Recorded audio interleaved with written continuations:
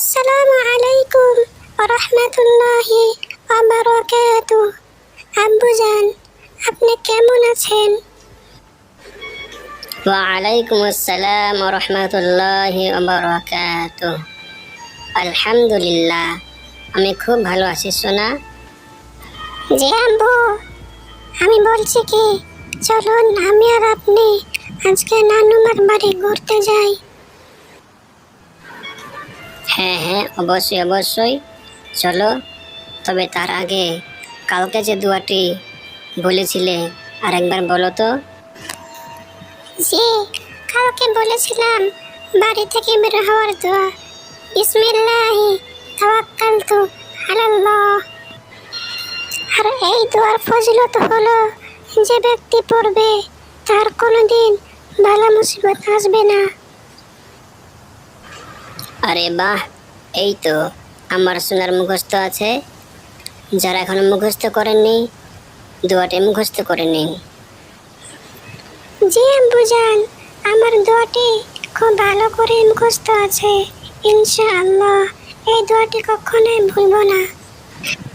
হ্যাঁ হ্যাঁ, তাহলে চলো, আমরা আর দেরি করবো না। এক্ষুনি তুমি আর আমি তোমার নানি মায়ের বাড়ি যাব, চলো।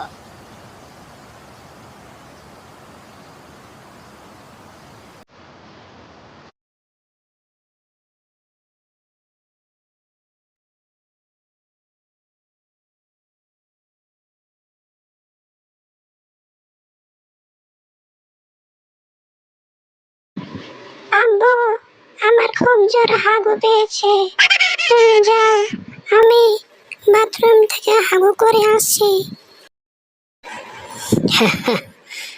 আচ্ছা ঠিক আছে সোনা, তবে বাথরুমে যাওয়ার দোয়া কি আর কি হয় বলো তো? জি আব্বু, বাথরুমে যাওয়ার দোয়া হচ্ছে আল্লাহুম্মা ইন্নী আউযু বিকা মিনাল খুবুসি ওয়াল খাবাইস। মাশা আল্লাহ, খুব সুন্দর হয়েছে সোনা।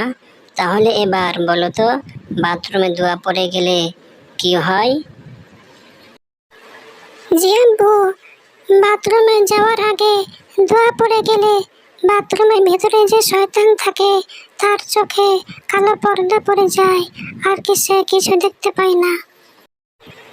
বাথরুমে যাওয়ার সময় বাম পা দিয়ে ঢুকতে হয়, আর বার হওয়ার সময় ডান পা দিয়ে বার হতে হয়।